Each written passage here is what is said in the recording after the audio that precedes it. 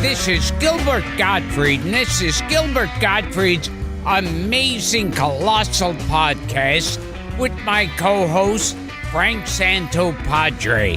We're once again recording at Nutmeg with our engineer, Frank Verderosa. Our guest this week is a popular and very likable comedic actor who's appeared in dozens of films and television shows. On TV, you've seen him or heard his distinctive voice on shows such as Monk, Life with Louie, Duckman, Dexter's Laboratory, Punky Brewster, Magnum P.I., and The Weird Al Show.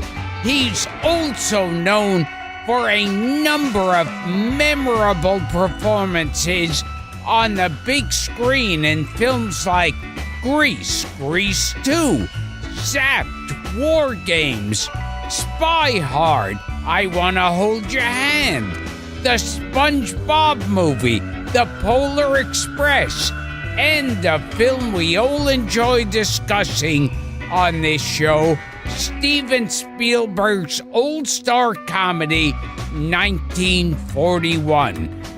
In a career that started back in the late 1970s, he's worked with Tom Hanks, John Travolta, Tim Conway, Sid Caesar, Andy Griffith, Christopher Lee, Robert Zemeckis, and even Mike Mazurki, as well as former podcast guests Chuck McCann, Dick Miller, Will Jordan, Rick Overton, and Matthew Broderick. In addition to being a busy actor and voice actor, he's also a pop music and comedy historian and an authority on the Beatles, as well as classic film comedians, including the Marx Brothers, the Three Stooges, Martin and Lewis, Laurel and Hardy, and Buster Keaton, to name a few.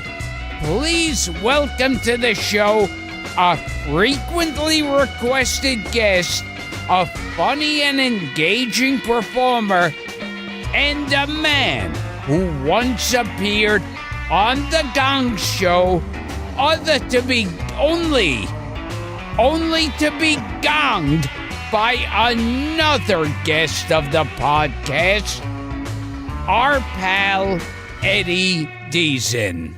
It is my pleasure. Beautiful. When I die, you're going to do my eulogy. That is so beautiful, Gilbert. So beautiful. You sure? You know what I was expecting? Gilbert said, and Eddie is a freak. I thought he was going to say Eddie is a freak. I thought he was going to say, don't get personal. I thought you were going to cut off right there. No, Gilbert, that was so requested.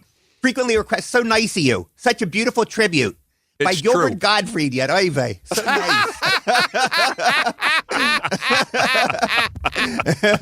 Now, this is funny. I don't think we've ever met. No. But I used to host USA Up All Night. I used to watch it, yeah. And pretty much every film there, they'd all be like teen sex comedies. Right. And pretty much every film you would pop up in. Yeah, I used to work all the time back in the day, yeah. Good old days, yeah. And so you started out wanting to be a stand-up comic.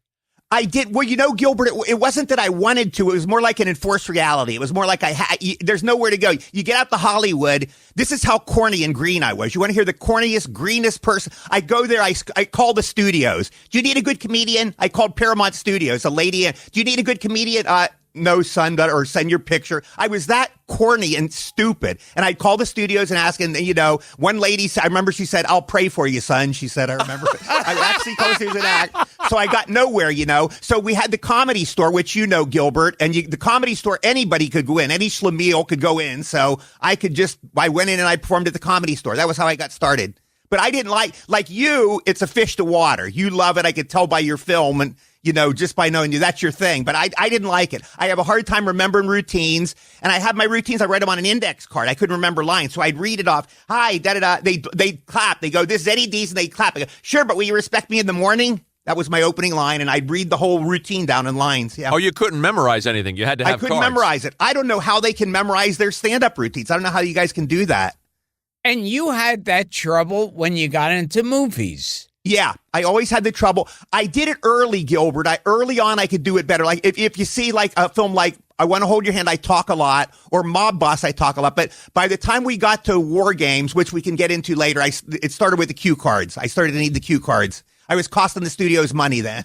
How long did you try your hand at stand-up, Ed, before you decided? I did 3 routines. I did Just 2 3. two comedy stores in L.A. on Sunset Boulevard, that one, and then I did one in Westwood. I tanked, and I go, this isn't for me. I don't like it. And then I did my stand-up routine on the Gong Show, where Paul Williams gonged me. That was the last time I did it. Well, yeah. I was just going to ask you that. Now we know who the former podcast guest was that gonged you. Yeah, Paul Williams. Wonderful guy. So it really wasn't haunting you all those years with hatred for Paul Williams. No, not at all. What was Barris like? Oh, wonderful guy. Chuck Barris was the nicest guy, and I did my routine. I got gonged with 2 jokes left. Paul Williams gonged me. As I was walking off, J.P. Morgan gave me my first validation. She goes, Eddie, we love you. She yelled out, and I walked off. So anyway, we were on the end of the show. If you remember the end of the Gong Show, we all waved to the audience Sure. at the end. They play the song. And Chuck Barris comes over to me. He goes, Eddie, you got a good little act there. I think you can go somewhere. He said something really nice to me. And that was how it was just a nice thing. Then I saw Chuck Barris about 30 years later in Beverly Hills. I'm crossing the street to go to my agents. I look over, there's Chuck Barris there. Mr. Barris, I was on the Gong Show. He didn't know who I was. He had not a clue. He looked at me and he gave the Chuck Barris smile, and he nodded his head with his squinty eyes, Nice guy, but you know how you know when a person doesn't know who you are. Yeah. And he goes, oh, it's good to see you. And he walked off, and that's the last time I saw him. Complicated man, as it turns out. His books are wonderful. Have you read them? They're great books. Sure. Yeah. I read Confessions of a Dangerous Mind. You they're read that wonderful. too, didn't Yeah, you, Gilbert? they're insane. The Scream. Yeah, totally insane. So Ed, you realized stand-up wasn't for you. You couldn't memorize things. You started going to auditions? Right. I started going to auditions, and then finally I lucked out. I got Grease. After 2 years of goofing around, I got Grease. Yeah. And you didn't have an agent or anything. I had, she was kind of a manager, more of an agent. She got me into the Grease audition. I don't know to this day how she did it. But I go in, I slicked my hair with Brill cream, which it doesn't fit Eugene, but I did that. I put on the first Pee Wee Herman suit. Mm-hmm. I put on a white suit with a bow tie and white bucks, which is what Pee Wee wears now. And I went in the audition. Everybody there's like a Fonzie guy. I was the only geek there. It was a room full of like 100 Fonzies and all these girls in poodle skirts. Then I go in and read my role. I had like 4 lines. And Gilbert, you'll know this from an audition. You know if you're doing good or bad. And I went in and I just said my lines, I go, hi, or whatever, these little insipid lines. And I looked up and I saw Joel Thurm and the director, Randall Clyde. They were like nudging each other. They were like going, and I knew I was doing good because they nudged each other. Oh. And I knew, and then later I got it. Yeah. Was it legendary Alan Carr in the room? Alan, I think, yes, it was Alan was there. Alan, Randall Kleiser, and Joel Thurm were there. Yeah. Yeah. Now, the one film which seems like it was produced for you pretty much, but you weren't in. And you were the king of the nerds. Yes. In every other movie. Yes. What movie were you not in? Revenge of the Nerds. Yes. Revenge of the Nerds. Eddie. And that's the Twilight Zone. That's the Twilight Zone, which we all have a little Twilight Zone in our lives. So I did a turkey film with those guys. It was called, the Whoopie Boys. Oh, The guys that produced that did the Whoopie Boys. And I think that was the one. Was it I think it was the Whoopie Boys. But anyway, I asked the guy. He was a real nice guy. His name was Adam. Adam something. He produced the Revenge of the Nerds. And I said, why wasn't I in Revenge of the Nerds? He said the joke of Revenge of the Nerds is they wanted to get guys and dress them up to look like nerds. They wanted to get regular guys and make them look like nerds. He goes, you're already a nerd. He goes, we can't do anything with you. So okay, that's ironic, but I'll accept that. But that's the story. But I get asked that all the time. And I get, Gilbert, this probably doesn't happen to you because you're so unique, but I get mistaken for that guy all the time. They go, oh, you're the guy in Revenge of the Nerds. Was it Robert Carradine? Robert Carradine, all the time. Yeah. I get that and Pee Wee Herman I get. So Pee Wee Herman I get. You're Pee Wee, yeah. They didn't want you because you were perfect for the part. Exactly. You might have had a shot. Yes. Do you know, I have a vague recollection of auditioning for the Whoopee Boys. Is that right? Yeah. You would have been great in it. Yeah.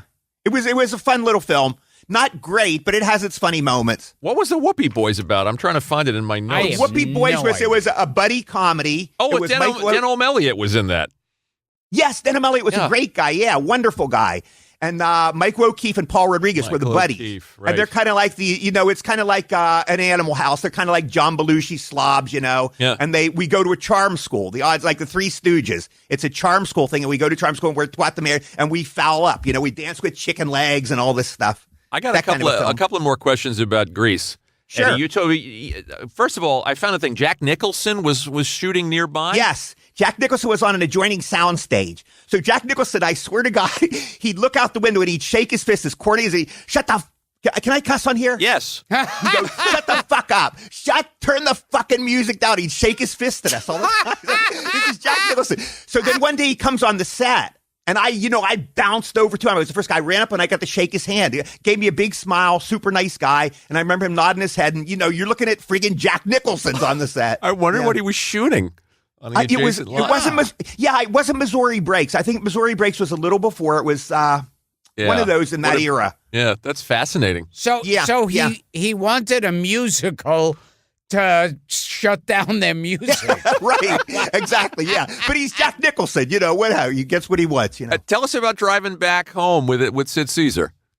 Oh, yeah, okay, so every night on the set, I was driven home with Sid Caesar in a limo. Our driver was a guy called Kirk, and he comes over. He gives me one rule you got to follow. Don't talk unless Mr. Caesar talks to you.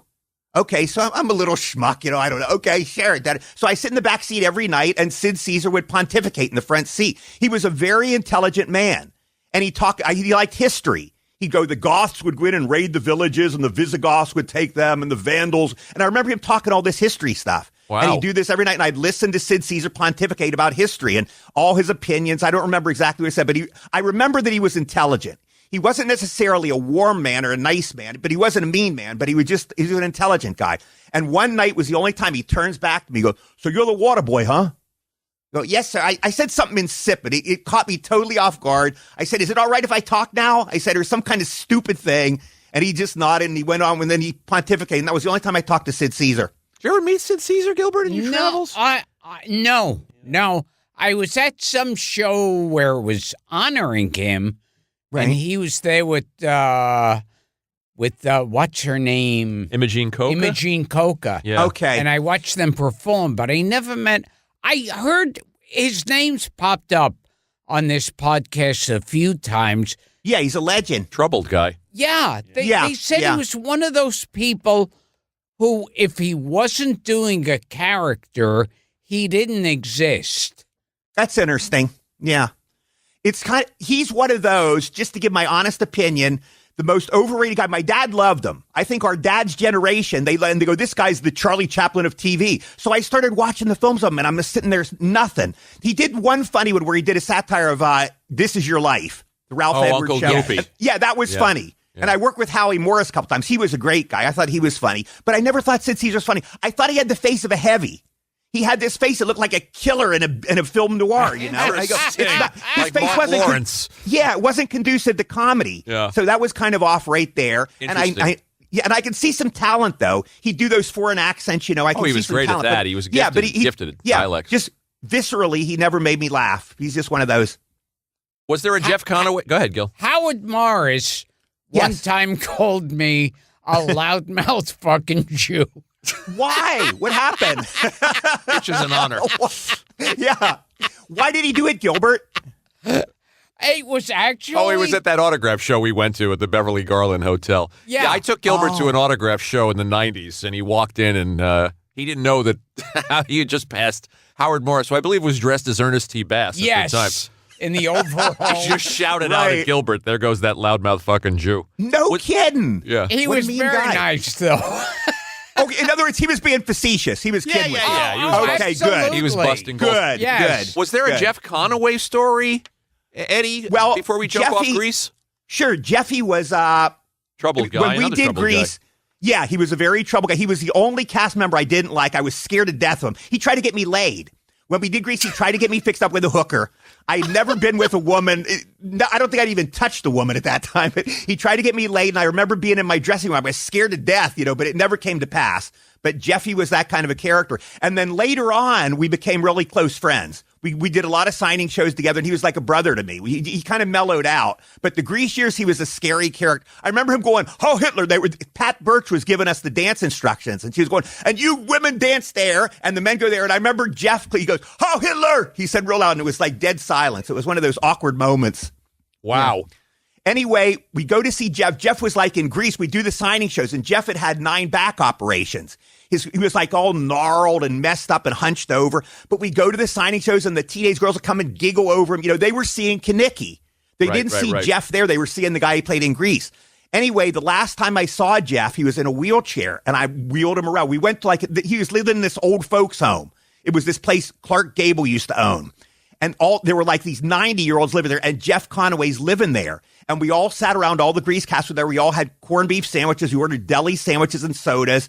And I wheeled Jeff around in the wheelchair. He gave me a tour of his home. And, I'm almost want to cry, I love the guy, but I'm looking at this is friggin' this Greek Adonis from Greece. He's this gnarled guy in a wheelchair. And then Jeff died about a year after that. Yeah, he did a lot of damage to himself. He did a lot of damage to himself, yeah. And he was in that, I remember at the end, his most famous thing was being one of the patients of Dr. Drew.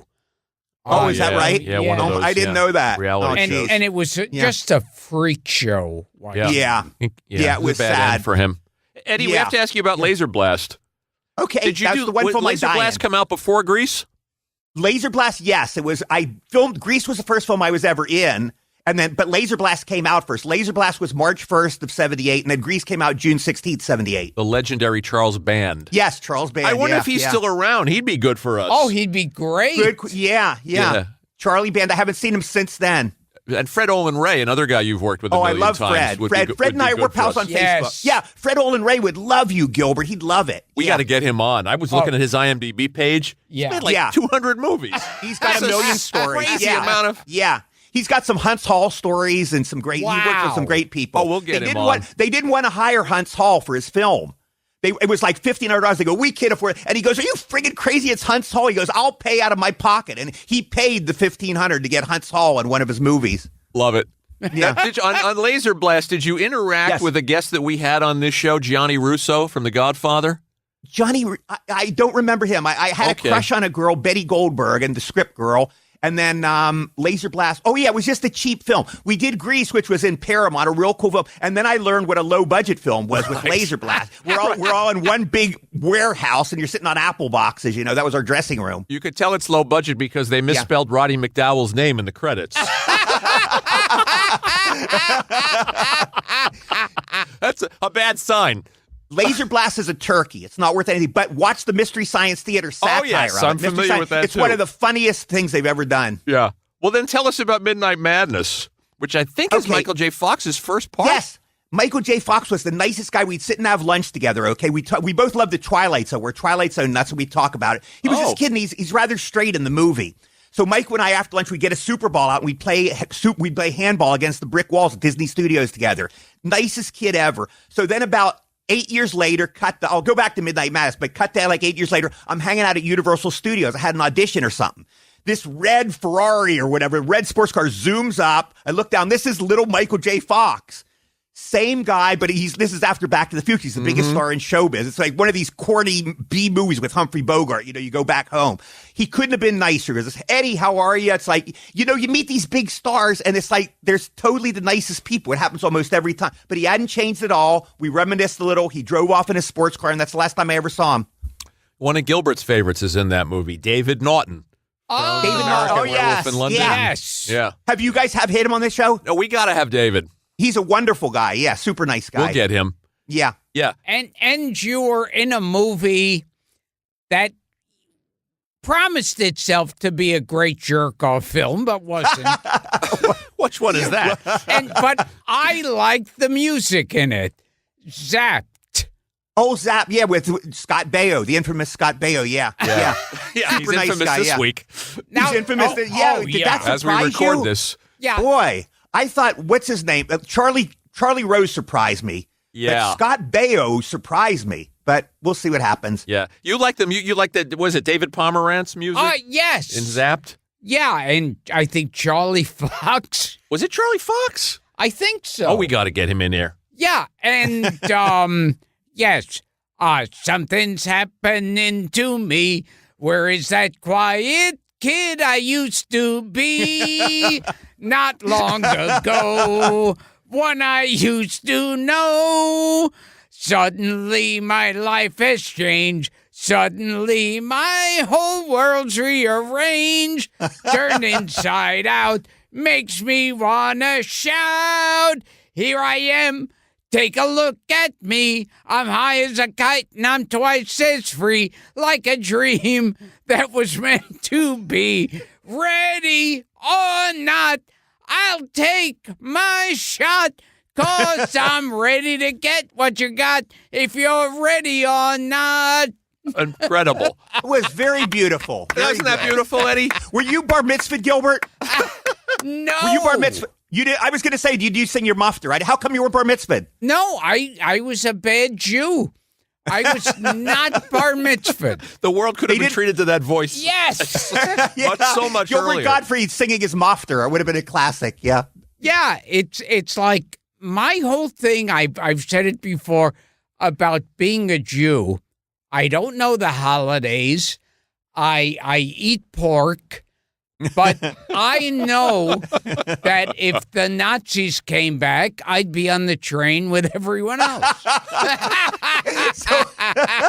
So you never fasted on Yom Kippur or anything like that? No. Did you get presents for Hanukkah? No, I've never done any of those things. Oh, my God. You were... Yeah. You're such you a guys bad were Jew. beyond. You were beyond reformed. You were beyond reformed. Yeah, relax. There's conservative. Well, yeah, relaxed. Right.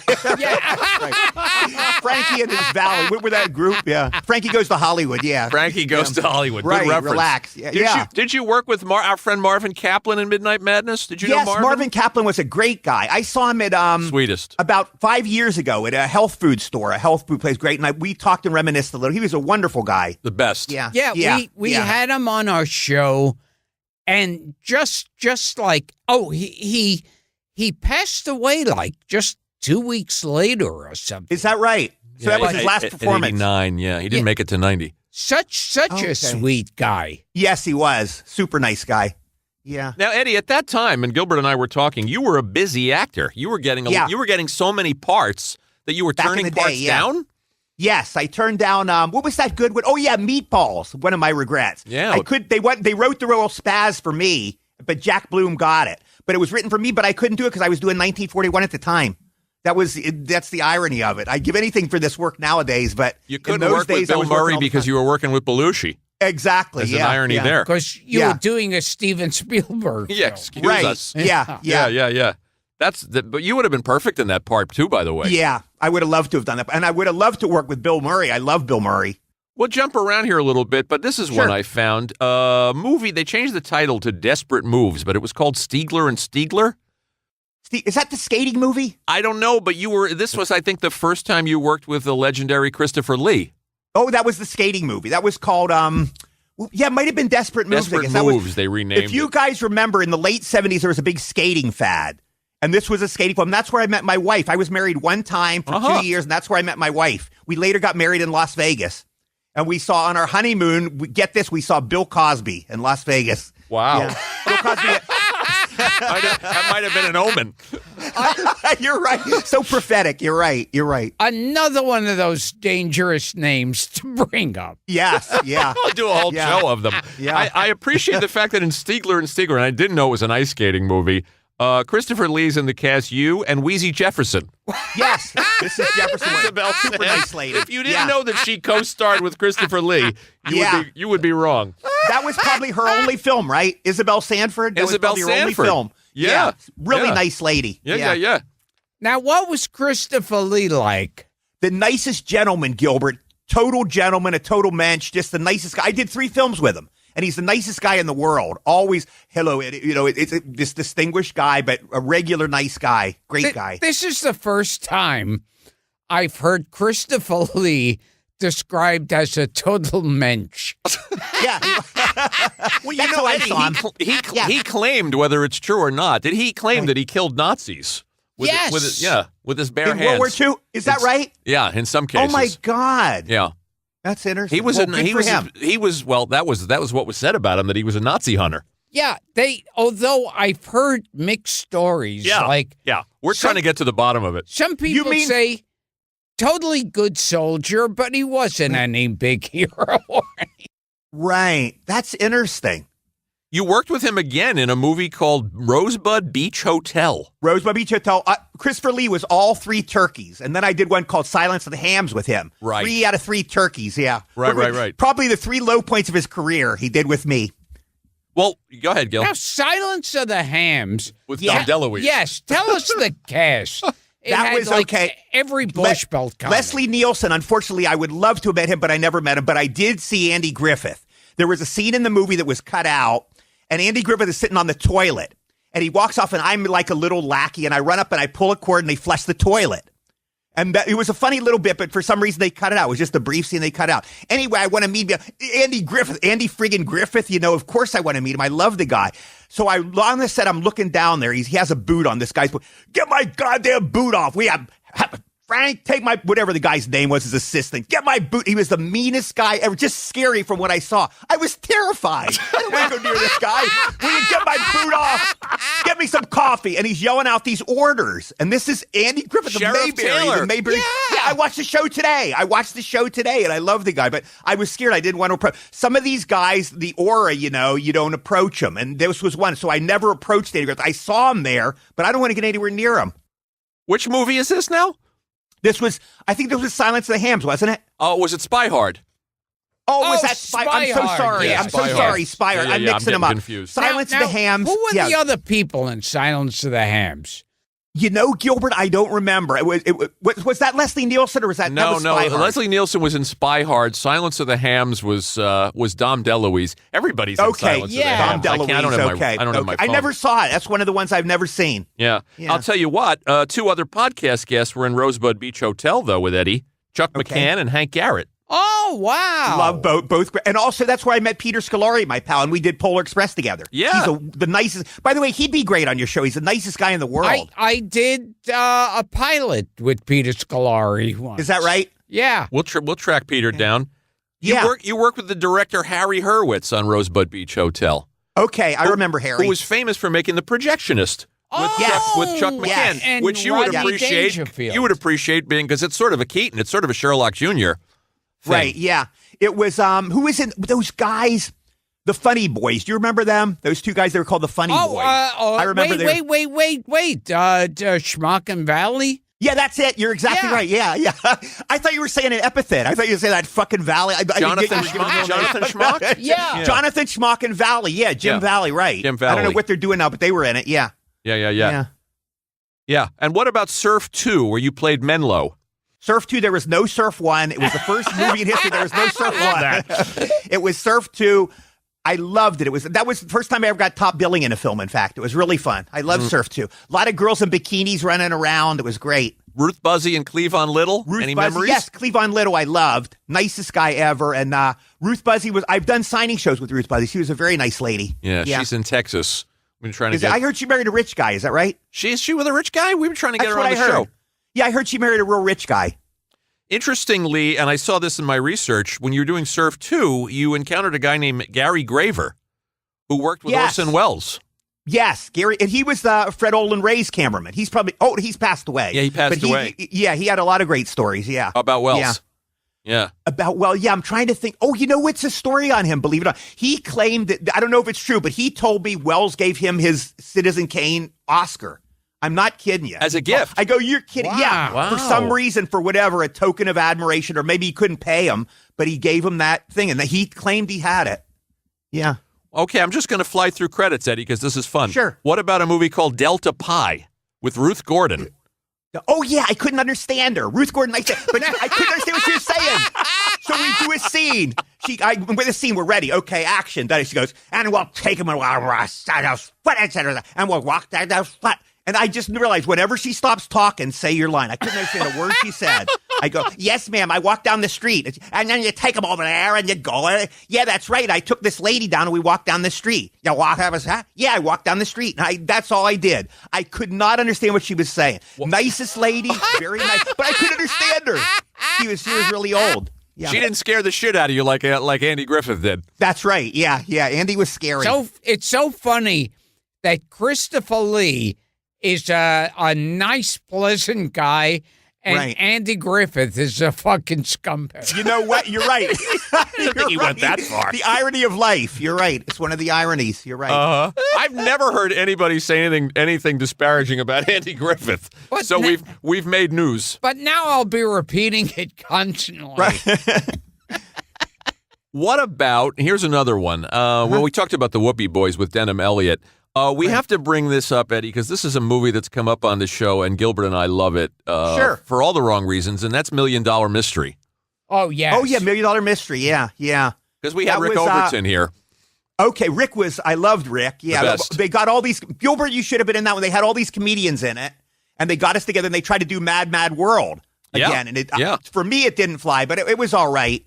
Mac and Jamie were in it. Mac and Jamie were in it, yeah. Remember them? Yeah. Yes. And the great Kevin Pollak, one of the great actors. That was his first film. And wasn't that old produced by Glad Bags? It was the Glad Bag movie. Yeah. It was that was the first movie ever they gave away $1 million. The object was if you solved where the treasure was, you win $1 million. And I think the whole movie made $900,000. They didn't even win their $1 million back. Some lady won it and they had to pay $1 million. They lost money. I think that was the deal. I think it was some girl. I think some young girl won it. Was it a young girl? Okay. I think so. Yeah, and I remember the poster had a big Glad bag filled with money. Yeah. So you knew this was a complete commercial. Produced, of course, by the larger-than-life Dino De Laurentiis. Oh, my God. Yes. He was the Godfather. It was like meeting the Godfather. We're all in a room. Eddie Gwynn, Mr. De Laurentiis wants to meet. So you go in, it's this gigantic, huge room. He's sitting behind a desk.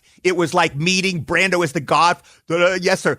You want to be in our film, huh? Yeah, yes, sir. I'd like to be. Oh, you want to do it? And he had that kind of an aura. He wasn't a bad guy, but he was like the Godfather, and I felt like I was talking to the Godfather. Yeah, I think of Belushi doing Dino De Laurentiis on Saturday Night Live. Yeah. Nobody cry for Godzilla. Yeah. They cry for my Kong. Remember that? Yeah. Oh, sure. And in 1941, you worked with the great Murray Hamilton. Yes, Murray and I were up on the Ferris wheel together, and I loved Murray. We were so great. He couldn't breathe. He was a lifelong smoker. Yeah. So Stephen would put us up there, and like every half hour, he'd have to bring us down, and Stephen had an oxygen tank, and Murray would, and he'd take in oxygen. Then we'd go back up on the Ferris wheel. Yeah. Terrific actor, by the way. And you're a Twilight Zone guy. You know he's in that. Yes. Ed Wynn. With Ed Wynn, that wonderful That was the first episode. Yeah, the first one. Yeah, he and plays Death. Yes, exactly. Also, The Hustler, which I just got the collector's edition. One of my favorite movies. Yeah. An underrated actor. Yes, he was. And you guys are funny together. I mean, I never think of Murray Hamilton in a comedy. I think of him in Jaws. I think of him in that Twilight Zone episode. Yeah.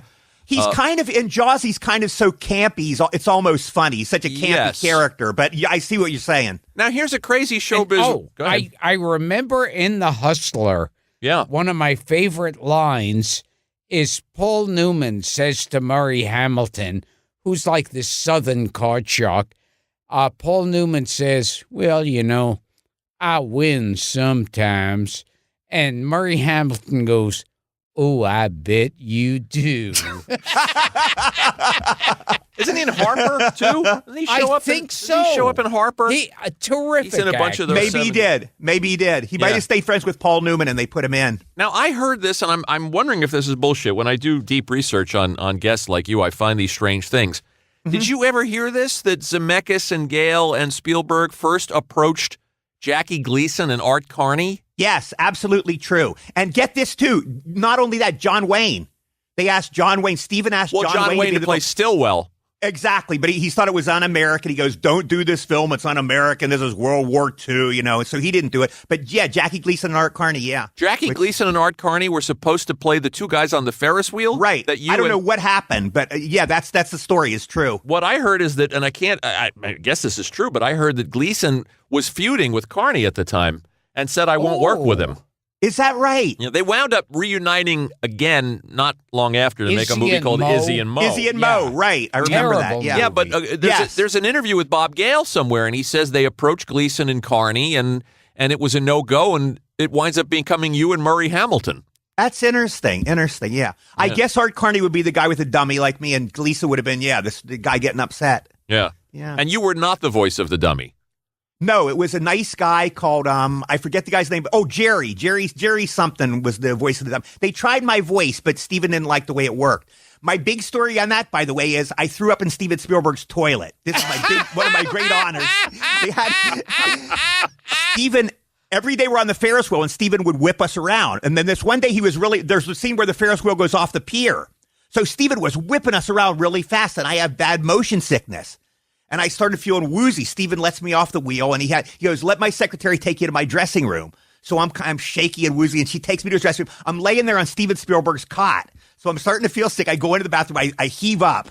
I go, "I just threw up in Steven Spielberg's toilet." It's one of the honors of my career. I love it. How did you get in that movie in the first place, Ed? Because it's because of I Want to Hold Your Hand. Nancy Allen and Wendy Jo Wendy Jo and Bobby DeCicco for I Want to Hold Your Hand. You're all in I Want to Hold Your Hand. Yeah, we're all, and they all kept. We were kind of hoping, that you have this great little company, but because both films didn't do good at the box office, it kind of ended there. I see. Yeah. Now, aside from it being nauseating to be spun around, wasn't it scary? I didn't mind that so much, Gilbert. I don't remember being scared, but I did get sick. Just that one day was the only time I ever got sick. But no, I liked the Ferris wheel. I thought it was fun.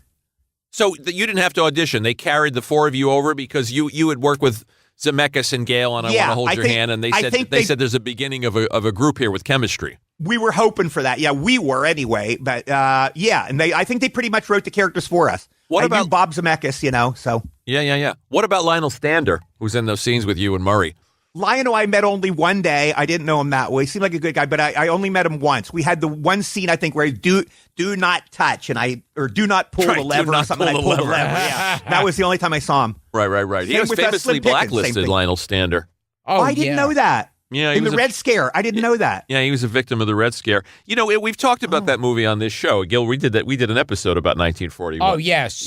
And it's an uneven movie, obviously, but there's I guess it's one of those movies that the expectations for it with that cast and Spielberg, was so high. Yeah, that people were bound to be disappointed, but there's so much to love about it. It was an interesting cast. I'm not crazy about it myself, but I meet a lot of people who like it. To me, I went to the premiere. Mrs. Spielberg thought I was going to kill myself. I walked out in a daze. I go, this is, you get in a film with Spielberg, you were John Belushi, and I thought this is once in a lifetime, and I saw the premiere and I knew it would tank. I saw it and I go, for me, Frank, it wasn't funny. I got maybe, when we went to the premiere, it was like a ghost town. It was like one of those things with a tumbleweed. Dan Aykroyd was there and you could hear his hollow laughter. It was just Dan, and Dan Aykroyd was the only one laughing. Oh, man. Steven wasn't there. Steven wasn't at the premiere. Ron Howard, I remember, was there. And it was a dead premiere. And I walked home and I was just in a daze. I go, this is going to tank so bad. Yeah. And you probably, when you were in a Spielberg movie, you thought, I better be making my Academy speech. Exactly, Gilbert. You thought, this is in the bag. I got Steven Spielberg. Belushi was the hottest comedian in the business. This is a sure thing. How can it? And then it did make its money back. It wasn't as big a financial bomb as they thought, but, it got savaged. It was the most savage comedy ever. I have to say, though, it's filled with great performances. I mean, you and Murray are wonderful. Stack is great. As General Stillwell. Slim Pickens is funny. Yeah. I mean, there's some moments, I guess. There are really isolated, very, very good isolated moments in it. To be honest, I'd have to see it again. Yeah. I think you should. And Warren Oates is great. Okay. You did a movie called Mob Boss. Yes, Morgan Fairchild. Yeah. And you said you had quite a good time with Morgan Fairchild. That was a great one. She asked me the easiest question of all time. I have to make out, and Morgan Fairchild, it's the gag. You know the old classic gag, Gilbert? The sexy girl kisses the nerd, and she moves and his glasses are steamed up. You know, she moves and it's a sight gag. So we're going to do that scene. Morgan Fairchild turns to me, she goes, "Do you want to rehearse?" So I'm looking, I do my Oliver Hardy look at the camera happy, you think, So we're rehearsing. I'm making out with Morgan Fairchild. She's a great kisser. It was the happiest moment of my life. And we made out a lot, and then we didn't. She was wonderful. She was a great straight woman, great comedian. Yeah. So she rehearsed making out with you. Yep. Wow. Did you ever meet one of my Morgan great Fairchild moments. in your travels, Gilbert? Yeah, but I never had that kind of luck. Right. That was lucky. I should have paid them. Yeah. Oh. Let me just ask you a couple of more things about 1941. Sure. Eddie, before I jump off of it. How much was John Milius around? Was he on the set? John was around a little bit. I don't remember. I have a lot of memories of him. Not necessarily a lot, no. Yeah. At least I saw. Yeah. Interesting. Yeah. I read, too, this Kubrick suggested to Spielberg that he do it as a drama. Had you ever heard that? No, I never heard that one, really. Yeah. Oh, my God. That's too weird. I find that interesting. With John Belushi and Dan Aykroyd? That's amazing. No, it's just, I guess, the story. The story of the L.A. Panic. Okay, I see. I could see that. Yeah, I could see. But, Gilbert, we love character actors on this show. Slim Pickens, Warren Oates, Dick Miller's in it. Oh, wow. Elisha Cook is in it. Oh, yeah. Geez. Dub Taylor. Yeah. Right. Lionel Stander. Even Sam Fuller shows up. Candy is in there. John Candy, Joe Flaherty. I love Candy, yeah. Penny Marshall shows up. Patty LuPone. One of the extras was Mickey Rourke. Mickey was Rourke hanging around is the in set. there. Yeah, one of the great casts. And they used, I think Spielberg used the same girl who was killed at the beginning of Jaws. Yes, my last signing show. My last signing show I just did with that girl. She's a doll. Susan, but yeah, she was the same girl. Backlinney, is that her name? It's something like that. Yeah, Susan Backspine. It's some kind of a weird last name. Yeah, Backbiter or something like that. Yeah.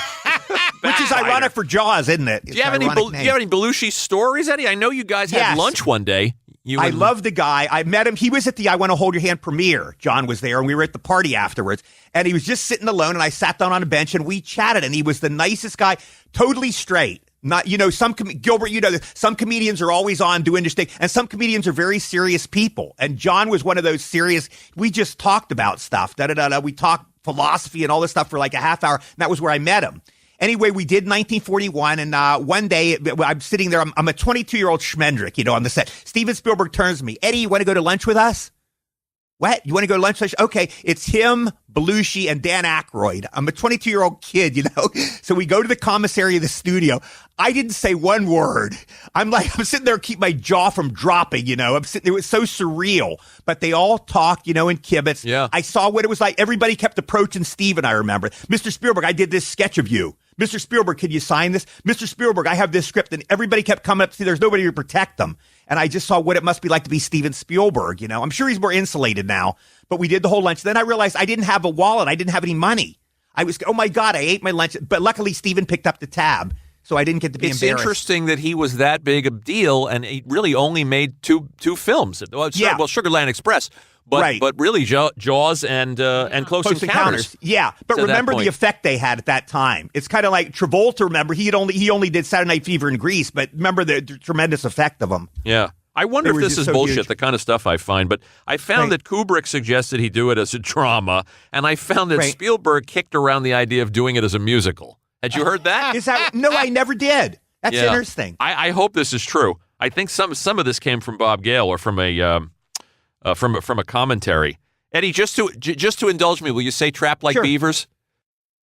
Was that? I'm trying to think how I said that line. Oh yeah, that's right. Trapped like beavers. I remember that. Yeah, I remember that. Yeah, I'm kind of scared. Yeah. You made me happy. You like John Travolta a lot. I love John Travolta. Such a wonderful guy. And we did Grease. I had my little role. And my first scene is I come up the stairs and the T-Birds mess up my hair, and I'm the guy that gets picked on. And after every take, "John, are you okay, buddy?" He called me buddy. "You okay, buddy?" He'd always come up. "Are you all right, buddy?" "Yeah, it's okay, Mr. Spielberg." Or I think I called him John or whatever, but he always called me buddy. One day, my most surreal memory, I came on the set, I had a chocolate ice cream cone. I'm a little 20-year-old idiot. I'm licking my ice cream cone. I look over. John Travolta is there. There were like this mob around him. It was like Elvis was there. I swear, girls, cheerleaders, everybody was around. Somehow he spotted me. I swear to God, this is true. He sees me all alone. He comes over to, how are you, buddy? He shakes my hand. I'm like, this is so friggin' surreal. But he shakes my hand. He made sure I was okay. Then he goes back and he's surrounded by all these people. But somehow he saw me. That's the John Travolta, the essence of what kind of a person he is. Yeah. I worked with him once, too, and you danced with him. Oh, yes. On screen. Yeah. Is that right? In what, Gilbert? I danced with John Travolta, and look who's talking to. Oh, is that right? Okay. I'm sure I saw that. He must have gotten a kick out of you. I guess so. He was nice. And very Dave nice Thomas guy. auditioned you for The Experts. Yes. Which was Yes. John and Kelly Preston met. And I met the actor who got the part, and he said he envied me for not getting that part. Yeah. The movie did tank. Yeah. It's true. Gilbert, what was Eddie Murphy like? I just saw you in Beverly Hills Cop 2. Oh, he was a lot of fun. Was he? Nice guy? Yeah, we had known each other from Saturday Night Live. Okay. And that whole scene we improvised. We just Is that right? We did it different each time and just had fun and laughed the whole time. Oh, wonderful. Yeah. I love that scene. And I remember being invited to his bachelor party. Oh, yeah. And Really? it was up in his house in Jersey. And I remember thinking, oh, this is going to be one of those Hollywood Babylon stories where and no one ever knew who killed that woman. What, like Virginia Raff and the Coke bottle? Right. Yeah. Eddie gets all our references. Oh, yeah, Eddie, sure. you're so perfect for this podcast. You have to listen yeah. to it. Or Yeah. that William Randolph Hearst yacht ride. Oh, the Bogdanovich movie. Yeah. The Cat's Meow. Yeah, with where Charlie Chaplin. With Tom- Chaplin, supposedly. Chaplin was on there, yeah. Thomas Ince. Thomas died Ince. Yeah. on that Thomas boat. Ince, right. Thomas Ince, yeah. I Yeah. thought you were going to say, what's his name? Who was the horror guy that was doing the autoerotic asphyxiation? Do you remember this? It came up on a previous show. Oh. The guy that was found under the Cyclops, the dog, the guy that was Oh found my God. Albert Decker. Albert Decker. Oh, yes. Yeah. They He did a great found Twilight him Zone. naked, hanging Yeah. from a noose Right. in the Yeah. bathroom. That's the guy I'm thinking Yes. Covered with pornography Right. and bound and gagged, and it was deemed a suicide. Yeah. Yeah. I wonder about that one. I remember how great he was in the Twilight Zone. Remember the one where he comes back to the present. He's a cowboy. Yeah. Remember that episode? That was him. So I remember him with Julie Newmar in one.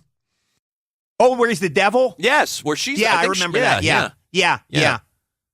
That's a great episode. What was your favorite Twilight Zone? When I was a kid, I loved it was the only time I'm one of these because everybody else loves them, but I never got into Jonathan Winters. But I loved his Twilight Zone. Oh, I thought yeah. he was a magnificent actor, Where and I he liked him was in Mad World. Minnesota Fat. That's a Minnesota good one. Fats Brown. Yeah, I love that episode. With Jack Klugman. Jack Klugman's in that. Yes, I love that episode. Which made it one of two Jack Klugman episodes. Yeah, Jack Klugman did Pip, his son. Remember, he goes to the son's Yes, in, the war. in memory Yeah. of Pip or something. Yes, yeah. Or in right. praise of Pip. In praise With of Pip, you know another your stuff. Yeah. of our podcast guests, Billy Mummy. Billy Mummy. Oh yeah, We had him here. Isn't the Super nice Klugman guy. one called Young Man with a Horn? Or isn't it? Yes, he did 3 years. Doesn't he You're hide exactly the horn right. in the pawn shop? Yes, That's he's the another horn guy, one. right? So he's the Yeah. third one. Third Yeah. one. Wow. Yeah. With Klugman. Yeah. Yeah. But before our listeners are going to say we never heard the Eddie Murphy story. You were expecting degradation Yes, and Oh, yeah. nothing. There was like some debauchery. food there. And No I strippers. remember Bill Murray was there and Chris Right. Rock. And boy, I thought that was going to be one of those true Hollywood stories. Big letdown. I'm surprised, not necessarily debauchery, but I'm surprised they didn't at least have a stripper, just the regular stripper. Yeah, not even a stripper. No kidding. Huh. Nothing. It's amazing. And I thought this would be like, you know how it was suggested that what's her name, the gossip columnist for William Randolph Hearst, Hedda Hopper? Luella Parsons? maybe Luella Parsons, allegedly got a lifetime contract basically to keep her mouth shut. I've heard that. Yeah. Oh, is that right? Yeah. Over what? There was a murder of Oh, the this William Ince thing? director, Thomas Ince. Right. Okay. Yeah, Bogdanovich made a decent movie about it with Eddie Izzard as Chaplin. Playing Chaplin, yeah. I And remember there that. was a song where they say, and handsome Thomas Ince walked around just like a prince. Wow. Very Yeah. interesting. Yeah. Okay. Yeah. So tell us, you worked with Zemeckis and Gale in 1941, but how did you? Right. But obviously, before that, I Want to Hold Your Hand. How did you meet those guys? I went in an audition. I Want to Hold Your Hand was the most I ever auditioned. I had 9 auditions for that one, and we just hit it off. Sometimes and sometimes it works the reverse, but sometimes you go in an audition. It's like life. You go in an audition, and sometimes you just hit it off with the people. Yeah. And Zemeckis and Gale I loved, and we just became immediate pals. Gale was literally crying. It's the only time I ever made a guy cry from laugh. But I was auditioning with some girl, and I looked over, and he was actually crying with laughter. I just watched it again, Eddie. You're very funny in that movie, and you're very physical in that movie. Yeah. I mean, you tried to jump out the window at one point. Yeah. When the hotel cops, Dick Miller. Yeah, that was Dick Miller. Wow. Yeah, Dick Miller. 2 podcast guests interacting. Yeah. Now, have you ever met any of the Beatles? I did. I touched Paul McCartney. He did the Tonight Show. That counts. I saw don't him know on the if I Tonight want to Show. hear the rest of this. Gilbert had a brisket with Stu Sutcliffe. Oh, seriously? Oh, you did not. No. Okay, that one I know is not. I did get this. I did a signing show with Pete Best. We were together for 3 days. We sat side by side because he loved I Want to Hold Your Hand. And we sat. What kind of guy is he? This is what I saw, Frank, and I swear to God, I solved it. What's the biggest Beatles question ever? They go, why did the Beatles fire Pete Best? That's the eternal question. Yeah. And you know what happened? I saw this guy for 3 days, and I knew what it was. He's the nicest guy in the world. He's a super nice guy, but he doesn't have that wicked sense of humor. The Beatles had this funny sense of humor, all 4 of them, mostly Lennon. But Pete Best was just the straightest guy. And also, he didn't have that little bit of needling, that kind of little bit of cruelty the Beatles had. They just had this little edge to him. How interesting. And Pete Best was just he was like, and I go, he didn't fit in. I go, I can totally see those years, 60 to 62. This guy was with him for 2 years, and it's one of those group things where he did not fit in the group. And then Ringo came in, and you could just see it was the perfect puzzle fit. Because you hear so many different stories about why it didn't work out with him. That he was supposedly getting the girls and John Or he wasn't a good drummer. Yeah, he wasn't a good drummer. He was the biggest star. Yeah, he was like the women liked him. But I'm telling you, from what I saw, it was one. You know, we've all been in these groups in your life where you go in and you just don't fit in with a group. And I saw it in Pete. Yeah. They go, Eddie Deezen, this is Pete Best. And there was some kind of, the reporters were setting it up for shtick. They go, Pete, this is the great Eddie Deezen or something. And he goes, hello, Eddie. And it was totally straight. And I go, John Lennon would have made some kind of a joke. Ringo would have made some kind of a wisecracker, done some kind of shtick. But he didn't do any shtick jokes all weekend. And I'll give you the ultimate Pete Best question. I go up to him. I got to ask him, and I go, Pete, why did you never comb your hair long in the Beatles cut? And he goes, nobody ever asked me. Wow. And it's so simple. And I go, that's Pete Best. That's just who the guy is. He's a very simple guy, a regular guy who played 2 years with the Beatles. That's who he is. Interesting. Yeah. That's an interesting take. Yeah, I wonder if he'd be good for this show, Gilbert. Pete Best. Oh, God. Oh, yes. absolutely. Oh, is he a talker? Is he expressive, Eddie? You can bring it. He's a rather shy guy. You know what I saw, Frank, all weekend? I signed with him for 3 days, 8 hours a day. Every single person. Pete, I feel so bad for you. Pete, I'm so sorry. Oh, Pete, God. you really got He's been hearing that for 50 years. Yeah, that's what I said. I said, Pete, you've been hearing this for 40 years. And he just nods. I go, you must have heard everything for 40 years. And he just nodded his head. That's what everybody says to the guy. My understanding of him was that he'd made peace with it years ago, and he was a well-adjusted fellow. Probably. Well, remember, from the Beatles anthology, he is a millionaire. So he at least got a payoff out of it. Yeah, that's something. Yeah. Oh, so he did make money, Pete Best. Yeah, the anthology they had Pete Best songs, and he is a millionaire now. So at least that part not is bad. justice. Well, by the way, speaking of I Want to Hold Your Hand, and Eddie is co-starring with our pal Dick Miller, but Will Jordan's in there as well. Oh, Will the Jordan, great Will Jordan. Playing Ed Sullivan. Will Jordan, yeah. We had him here. You are so funny in that movie playing Ringo Kloss. Oh, thank you. And you swing on a microphone from the rafters at one point. My hands You're trying were to bloody. jump out a window. My hands, they taped up my hands. We did so many swings in that scene that my hands were bloody and cut. So they put tape on my hands, and I had to keep swinging, I remember. Yeah. Will Jordan, you know what I asked Will Jordan?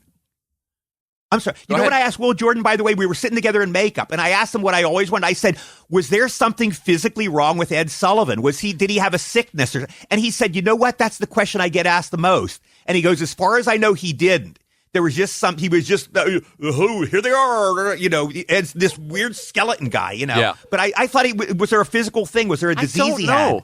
You know what? Yeah. You know that? I had never heard any rumors about it, just that he was like basically talentless Yeah. Yeah. and totally had no performance skill whatsoever. Right. And wielded his power as a weapon. Yes, I heard he was. Is that? I didn't know that. Yeah. Oh, is that right? I didn't know that. Yeah. You know, Will Jordan was in this very room. He's 90 now.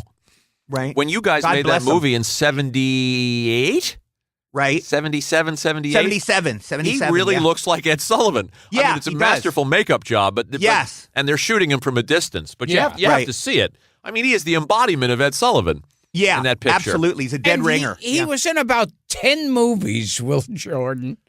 All Always of as Ed which Sullivan? He's Ed Sullivan. Except Is for that Broadway right? Danny Yeah. Rose, where he's playing Will Jordan. It's a funny movie, Eddie. Thank you. It's an underrated movie. You're Thank you funny. so much. Wendy Jo is funny. Oh, thank you. It's Yeah, got a that lot was- of energy. Yeah, that was a great film. They saw it. 3 of them saw it. Oh, get this. Paul McCartney did me. He did me. He was being interviewed for a Beatles magazine. I had an old friend, Joe Pope, and sadly he later died of AIDS, but he was a wonderful guy. But he had a magazine called Strawberry Fields Forever. And he goes, did you ever see the movie I Want to Hold Your Hand? He asked Paul McCartney. And McCartney goes, and the answer come back. He did my shtick. He goes, Oh, I and love the answer that. come back. And the answer come back. And I go, Paul McCartney friggin' did me. I was going to ask you that if any of the Beatles had any reaction to that movie, because I was digging around online looking for that. But obviously, is what I heard. Paul sees everything. Yeah, this is what I heard, Frank. I heard one report, there was like a little blurb in Variety, and they go, Paul and Ringo saw a screening and they both liked it. But then I heard an interview with Ringo, and he goes, I can't believe Spielberg got involved with the garbage film. Like, he didn't like it. So I don't know which story's true. Interesting. Yeah. Interesting. And you like Tom Hanks a lot. I love Tom Hanks. Nicest guy ever. I didn't know he was in Polar Express, okay? I auditioned and I came to the set the first day. And they go, Eddie, we're going to do this thing called motion capture. And they showed me a little screen of it, a little acting of it. And I heard it was Tom Hanks' voice. I go, nah, it couldn't be. Nobody had told me Tom Hanks was starring in it. So I get in. All of the cast and crew are there. There's like 100 people in the room. Tom Hanks is in this. So one of the producers goes, just relax. He's like a big overgrown kid. Okay, so Tom Hanks comes bouncing in the room. He comes to me out of everybody else comes out. Hi, Eddie, I'm Tom. No shit, Sherlock. Tom, yes, sir. No. The nicest guy ever. All through the shoot. I got to tell you the greatest story ever. We did some retakes of Polar Express. We were doing some pickup shots at the end. It was the day Captain Kangaroo died. Bob Keeshan, Captain Kangaroo. We all Sure. Tom and I love Captain Kangaroo. We were sitting in makeup together. We were both commiserating. I can't believe Captain Kangaroo said we were reminiscing how we love Captain Kangaroo. And I was real sad, Captain Kangaroo's dead, So I get out of the makeup room. I'm down there coming. It was a bright, sunny day. Tom Hanks comes out the door. It was just me and Tom, nobody else. I'm looking up into the sun at Tom Hanks. He sings me the Tom Terrific song. He didn't say anything. He just say, I'm Tom Terrific, and this is my dog. Da, da, da, da, da. He sings, however that song goes. He sang me the whole Tom Terrific song. I almost wept, He's singing me this song. My own little concert of Tom Hanks. I was spellbound. All I could think of is, you know what? You're a great guy. I go, you're a fucking great guy. And he just smiled and he went off. That was my best He's Tom one of Hanks those moment. guys. You hear stories like that. John Amos. You know remember John Amos from Good Times? Absolutely, yeah. John Amos was here, and he told us he went backstage to see Tom to congratulate him after he did He saw him in a Broadway play, and he walked backstage, and Tom started singing a McDonald's jingle from a commercial that John Amos was in with Anson Williams. Oh my God! And it made Hilarious. John so happy. I think he's one of those guys that just he's that kind of a guy. He had the Santa Claus suit on, okay, in Polar Express, and he was around the set, and they had a hammock for him, and he was laying there, and I go, this guy is friggin' Santa Claus. If there was ever a Santa Claus in real life, this guy is the embodiment of Santa Claus. That's Tom Hanks. Anyway, we finished Polar Express the last day. Eddie, I hear you're a baseball fan. Yeah, I am. He goes, I have box seats at Dodger Stadium. Would you like to come to a couple games? You're fucking kidding. Do you want to have sex with Marilyn Monroe? Yeah, you think, So anyway, he takes me to 3 Dodger games. Oh, that's I got great. to bring my friend. I had a friend named Tommy, okay? He was dying of Lou Gehrig's disease. I thought he'd get a kick out of it. His body was progressively getting worse. It was atrophying, and he ended up twisted and gnarled. He suffocated. It was a horrible death. But anyway, I took him to the first game with Tom Hanks. I will never forget the sight of Tom. And Tommy could hardly talk, and he couldn't understand him.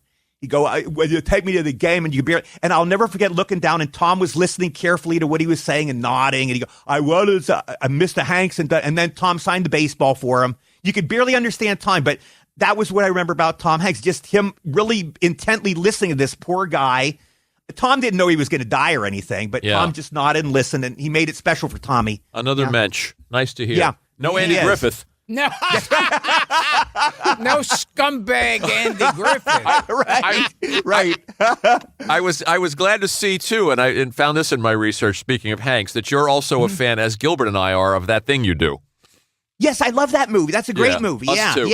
Yeah, I see the guys around, but it's one of those where they all peak. It's kind of like, okay, the big version is The Wizard of Oz, except for Judy Garland. Every one of these guys peaked. They never came close to those great roles. They were so perfect. And that's one of those films. The mean guy, I never saw him in anything great. And the funny guy was never in anything as great as that. They all kind of just were, that was a great movie. Terrific movie, terrific ensemble. Yeah. And Tom directed that, Yes, he did. Yes, he did. Yeah. He's very good in it. Gilbert, we've talked about that movie. Oh, yeah. I love that film. I got a couple of Beatle questions for you, Eddie. Sure, You're the expert. First of all, did that movie make you more excited about the Beatles, or were you a Beatles guy from the get-go?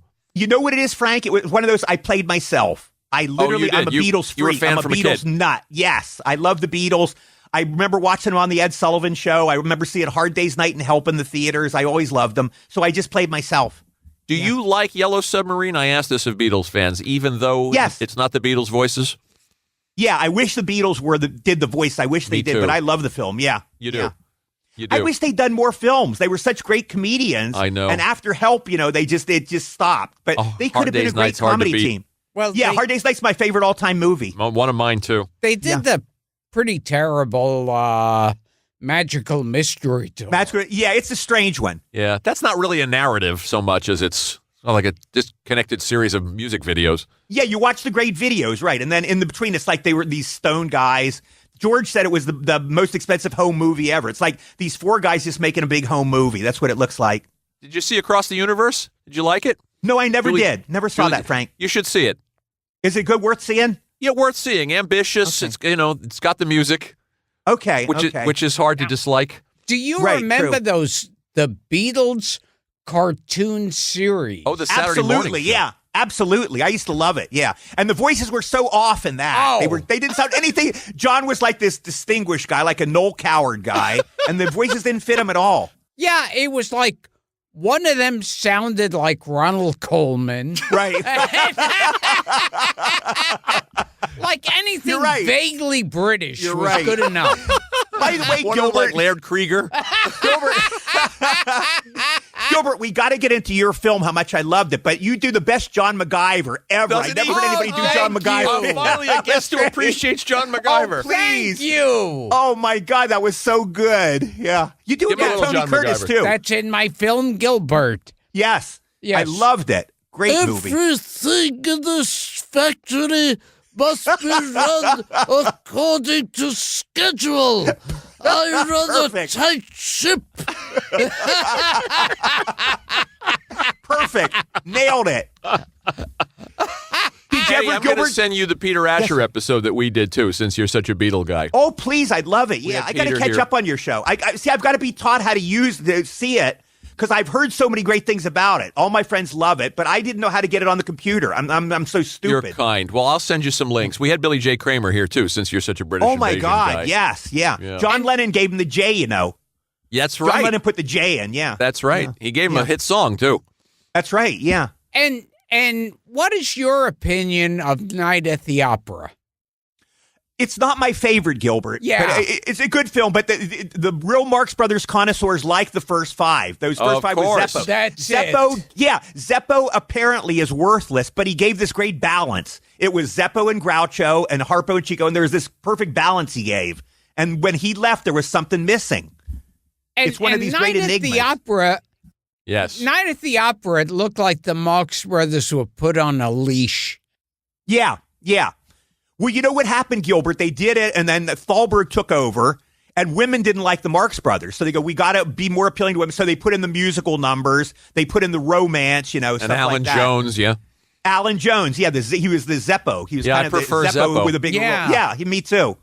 But that's what it is. Yeah, they got watered down. Yeah, we see remember with the Marx Brothers, they didn't get in until they were in their 40s. We didn't see all this great stuff they did on Broadway. Of course. None of that's ever recorded. That was we probably missed their real heyday. Yeah. Where they were really wild and going crazy. You remember the old 60s saying, don't trust anyone? What was it? Don't trust anyone under 30? Oh, yeah. I say Yeah. don't trust anyone who prefers the MGM films. Yeah, very Yes. good, very astute. You're right. You're very astute. I always thought the Night at the Opera was the beginning of the end. Yes, you're so right. Did Very you good call. Did you once play Harpo's harp, Eddie?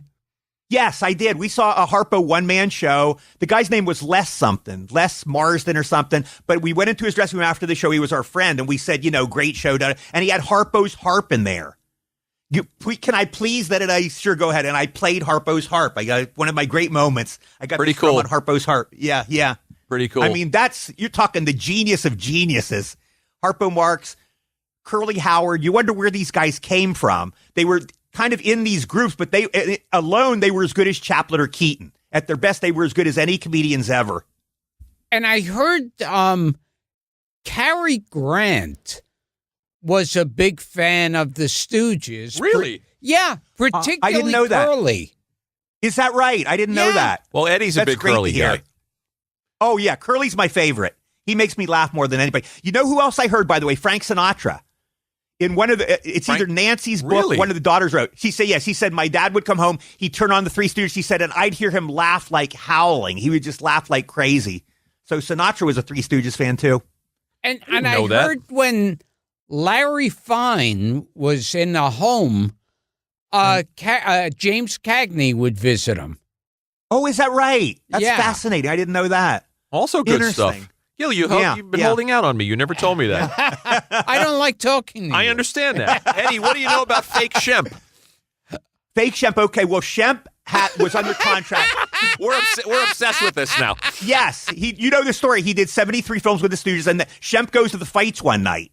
He's lighting a cigar, and the guy thought he fell asleep. His friend Al Wintz there. Shemp's on his shoulder. Shemp had died. He just literally conked out. Mo said it happened in 30 seconds. It was all over for Shemp. Whereas Curly had his stroke. Curly lingered for 6 years. But they said Shemp just ended. So anyway, the Stooges owe him 4 films. So it's they put in this stock footage of the Stooges. They put in the old Stooges films, and they had this guy called Joe Palma come in, and they have the back of him like Shemp, and he goes, going around. And they just show this guy back. Hold your horses, like Shemp, and they show him jumping around. If you look at it, it's almost unnecessary. Well, but that's what fake Shemp is. It's kind of like so the audience would understand, like when they would have George going to George Steinbrenner's office in Seinfeld, Right. and the George Steinbrenner guy would be like bouncing from side to side. And if he got up from his chair, he ran out sideways. Right. He That was never Larry turned. David. That was Larry David, Yeah, of course. Yeah. And Yeah. and they with Joe Palmer, that's the way he would run around with the Stooges. Yes. Yeah. He- They had this stringy hair in the back, and it looked like Shemp from the back. Yeah, it was crazy. Fake and then sometimes he would like carry like a bunch of brooms or mops Yeah, as exactly. a gag to cover Right. his face. Exactly. And I heard Sam Raimi, the director, when he's doing a trick in one of his movies, he calls it a false Shemp. A fake Shemp, yeah. fake yeah. Shemp. Yeah, It's fake showbiz Shemp. nomenclature now, yeah. Love Yeah. it. Love it. Love it. You are a Stooges expert, Eddie. Oh, I love the Stooges. Yeah. You talk to they're Drew my Friedman favorites. a lot about the Stooges on Facebook? Honestly, no. I've seen his drawings, but we've never really. I mean, I love Drew, but I've never chatted with him so much. You guys should I know chat. he loves Shemp. Yeah, I know he loves You Shemp. guys would have a 9-hour phone conversation. Yeah, he's a Shemp man. There's a few people that like He Shemp is a better than Shemp Chris. man. Yes. Yeah, fair enough he's to a, say. Alex Trebek on Jeopardy is a Shemp fan, and the guy that plays SpongeBob SquarePants, my friend Tom Kenny, Tom Kenny. prefers Shemp to Curly. Yeah, there's very few, but some like Shemp better. Now, I also heard that the guy who inherited the Three Stooges' fortune was the family of Curly Joe DeRita. Is that right? I didn't know that. Oh my God. The most unfunny. We got to check with Steve Yeah. Cox Yeah. on that. The most unfunny. Yes, Stooge the most of unfunny all world. time. He's a world famous comedian, and he's never done anything funny in his life. This guy, he's the No. least funny world famous comedian because he's a member of the Three Stooges. Alan Jones was funnier. Yeah. Alan Jones was funny. You're right. You're right. It was like at that point, Mo and Larry saw a fat bald guy and Yeah. said, good enough. Yeah, the guy, the guy had no comedy instincts at all. You know how I always say it? It went down progressively, like an Aristotle equation almost. What Curly is to Shemp, as Shemp is to Joe, as Joe is to Curly Joe. They went from the greatest comedian ever to a very funny comedian, to a guy who was occasionally funny every once in a while, to a guy who was never funny at all, the least funny guy that ever lived. It's a perfect syllogy. Yeah. Stooge theory, according to Eddie Deezen. Absolutely. It is. Oh, It is. fantastic. Yeah. Eddie, I got a couple of quick questions from our listeners. This is called Sure. Grill the Guest, and people go Now, to... wait, before, Go ahead. didn't you live next door to a woman who used to appear in Three Stooges films? Yeah, Greta Tyson. She Yeah. just Oh, my God. she just died. You know Yeah. who she was? Sure. She was with Joe Besser. Yeah. She was on the Upper East Side. My wife came Yeah. home one day and she said, I saw a woman in the street. I don't know her name. I don't know anything about her, but I can tell you by the way she carried herself that she must have been in the movies or she Right. must have been a great actress at one Right. time. And so a couple of weeks later, I ran into her. Somebody in the bank knew her name. We had no idea who she was. I was too shy to approach her and said, oh, that's Greta Tyson. She was a stand-in for Marilyn Monroe, too. Is that right? She- Oh my God. Yeah, she did a lot of things, and she worked with the Stooges. Right. And I never saw her again in the street. She lived on the Upper East Side. She just passed. And Yes, I she heard just there passed away. And who was that fat girl who worked in about 2 Three Stooges movies? With Joe Besser? Yes, yeah. Yes, I big remember her. fat girl. Tiny. They called her Tiny, but I don't remember her real name. Her, I don't And- remember. And I remember she, in her stage act, one of her lines, her slogans was, "Let's go places and eat things."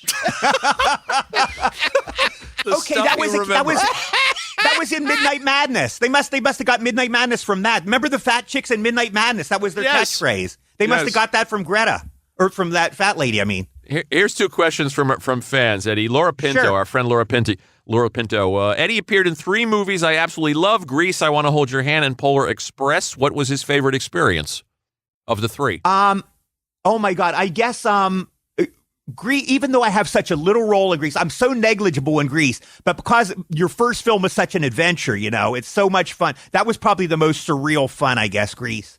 Polar Express is a close second. Yeah. And didn't you go to? Isn't there a story about you going to church? Yeah, that's During a religious Grease? story. Yeah, again, if you're a religious person, you take the story as gospel, and if you're not religious, you just say it's a coincidence. But anyway, I was in Greece. I was Eugene, so I got the script. I had like 4 lines. It was a little role, but anyway, they hired me. Eddie, you're in Greece. I was celebrating. I told all my friends. I told my family. They called like the next night as if to kick me in the balls. They cut Eugene out. Eugene's no longer in the movie. You can imagine how I felt, my course. whole world had been ripped away. So my agent and I were talking. I was about to cry, let's go to church and light a candle. What? Go to church, you light a candle. Okay. I'd never been in a church in my life. I'm Jewish, so we go in church. So you light a candle? Yeah. We light a candle. I swear to God. We both lit candles. I think it's still the only time I've ever been in church. But anyway, we go out. The next day, they said, Eugene was put back in. You're back in the movie. It's a true story. It's my only religious story. Well, I love that. Yeah. The power of prayer. Yeah. So Jesus is still around, and Right. and this is the kind of things Yeah. Jesus, Put Eddie right, back exactly. in Greece. Exactly right. He wanted Eugene back in. The guy did. And you, I mean, most of the time in movies, with the crew cut and the voice and mannerisms, was all like a Jerry Lewis. Unequivocally, I worship Jerry Lewis. But never He meant Sammy Petrillo. the world to me. Yeah, I got more compared to Sammy Petrillo because my talent level is more Petrillo than Jerry Lewis. Jerry Lewis is God, But anyway, You're too I modest. met Jerry. I'd seen Jerry Lewis. I saw him in Vegas and I saw him in Damn Yankees. I met him. This was maybe I'd say 5 years ago. He's signing his CDs, or it was some CD was what he did, the jazz singer. He was there.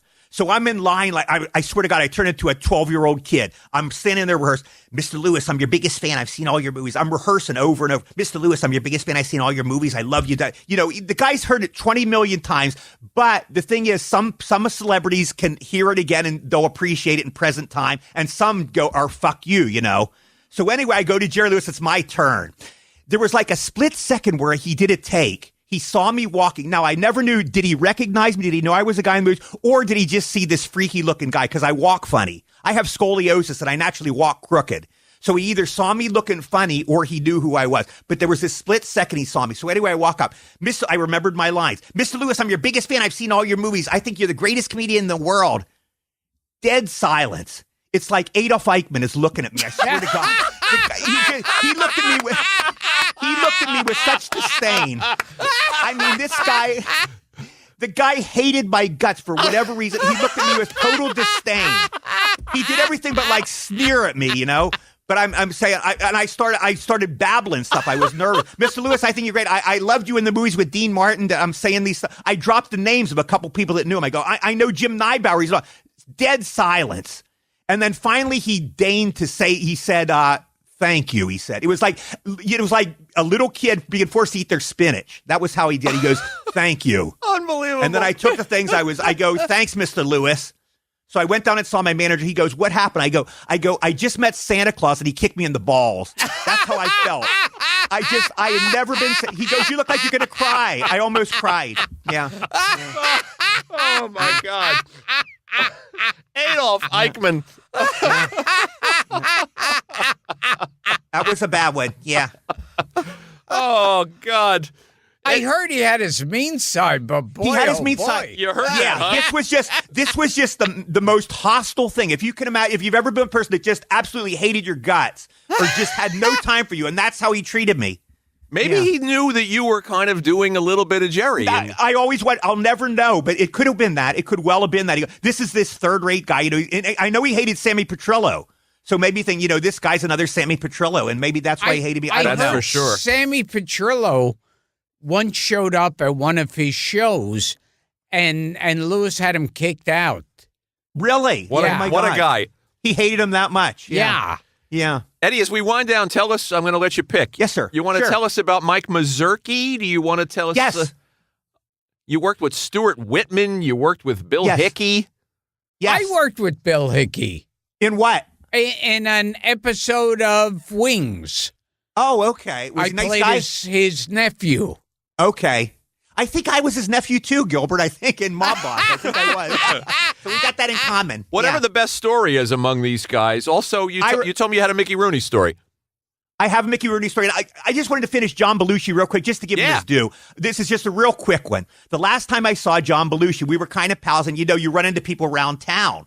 So I had a real bad audition. I came up, it was just one of those terrible auditions. Now, who's there? John Belushi's outside hanging around. Hi, da-da-da-da, how you doing? Da-da-da. I go, John, I just had this terrible audition. They hated me. And he goes, they're assholes. And he walked off. That was the last time I saw him. That was the last time I saw John Belushi. Yeah. Wow. Mike Mazurki, we did Mob Boss, okay? I was in awe of him, Of course. This is Mike freaking Mazurki. Give me some juice, honey. Come to breakfast. Got any juice, honey? Or you got some bacon, honey? He talked like that. But anyway, there's one scene in Mob Boss where I have to do a big speech. I did the thing. I read it all, da-da-da, and it was like a solemn speech. It lasted like 2 minutes. But we finished it, and Mike Mazurki comes over to me. He goes, hey, kid, you did good. That's what he said. And that was the time I talked to Mike Mazurki. So that meant a lot to me because Nice. I love. That was his last film. That was Mike Mazurki's last movie, Mob Boss. Yeah. Yeah. Well, what's funnier? You emailed me. You said you had a couple of fan stories and also the Mickey Rooney. Yeah, Mickey Rooney, I did 4 shows with him. I did 4 signing shows with him. Uh-huh. And it was 2 and 2. Twice he was the nicest guy ever, and twice he was the meanest little prick, just the meanest, nastiest guy, just the meanest guy. He ran hot and cold. But one of his nicer shows, I was there and we were talking, and I said, I was just one of those sincere moments ago, Mr. Rooney, I loved you in Boys Town.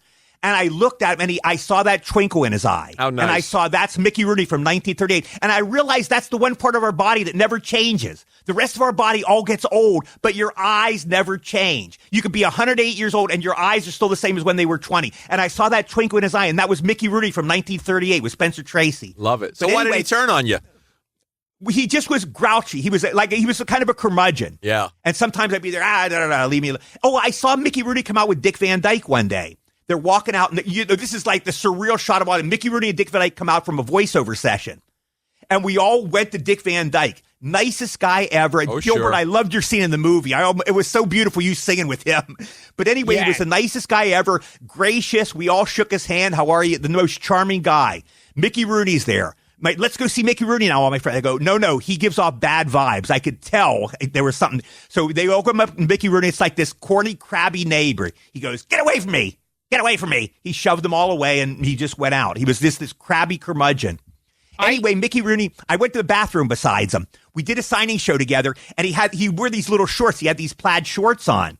So Mickey Rooney goes into the men's room, and I go, I got to go to the bathroom with Mickey Rooney. Mickey Rooney's in the toilet. He's sitting there behind the door, and I see his shorts around his ankles. I go, Mickey Rooney's taking a dump, So, and I went in the next booth, and I went to the bathroom beside Mickey Rooney. I went in and I did number one, but I was beside Mickey Rooney. Yeah.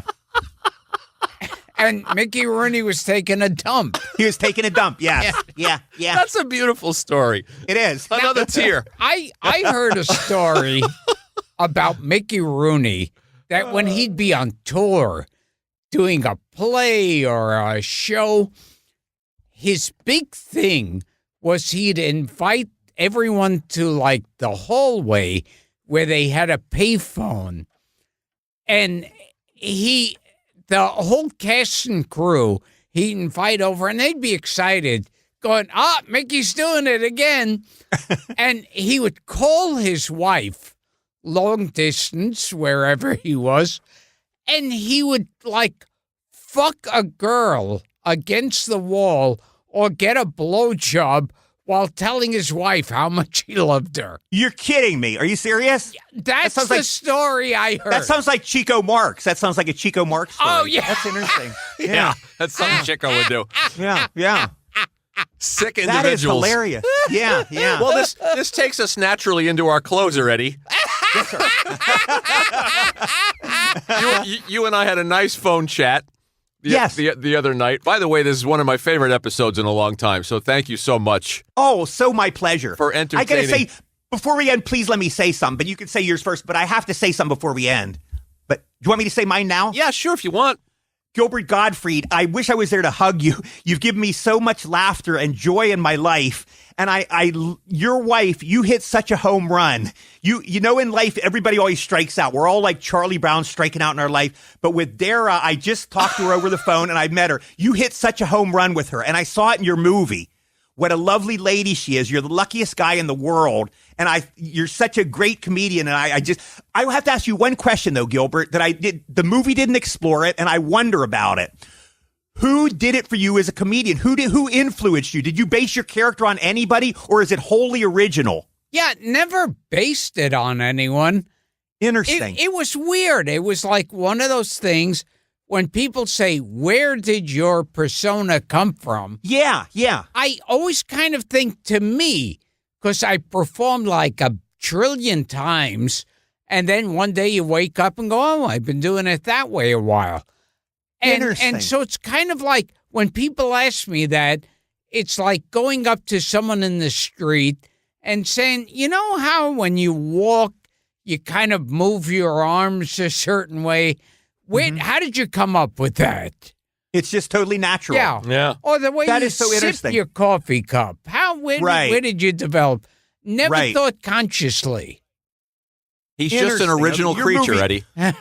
He is. Your movie is so awesome. I just loved it. It was. Thank you. It's the cliche. You laugh, you cry. There's so many sad, touching, poignant moments in it.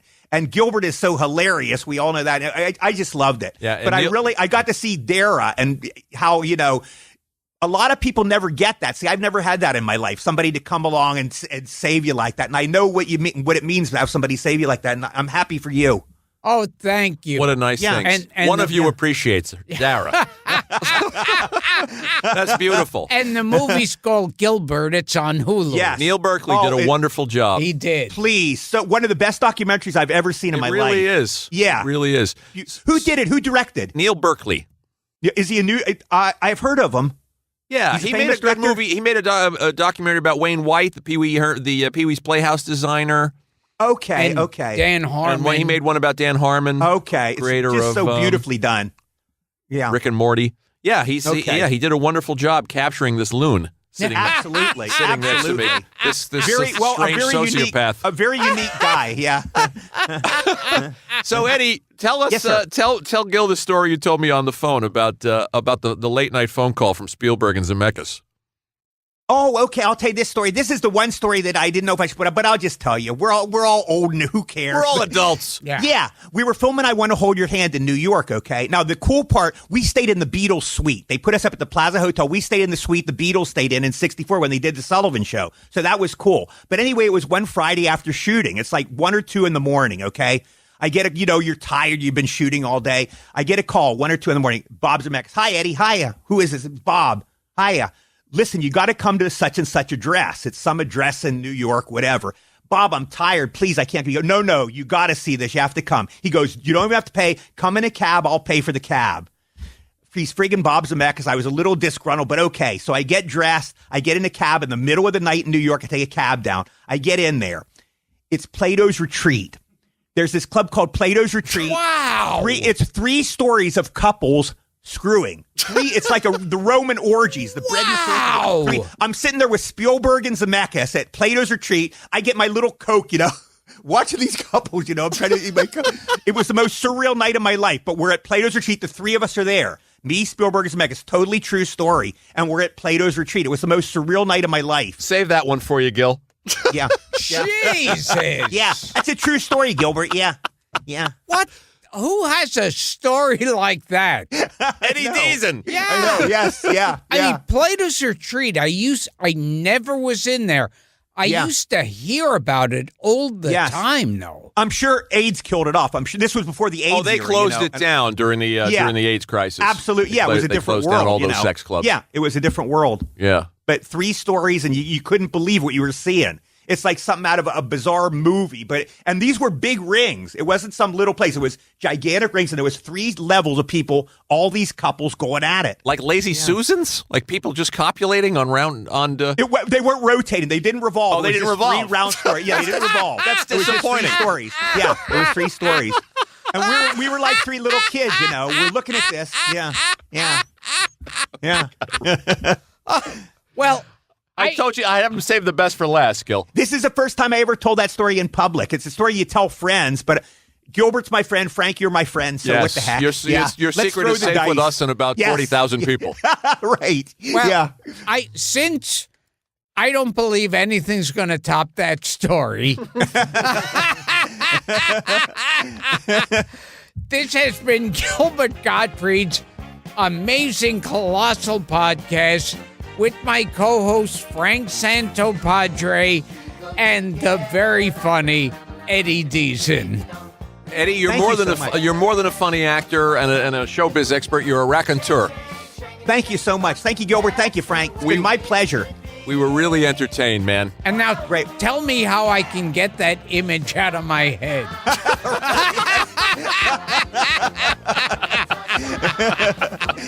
Which one? Mickey Rooney in the stall? The other? So many.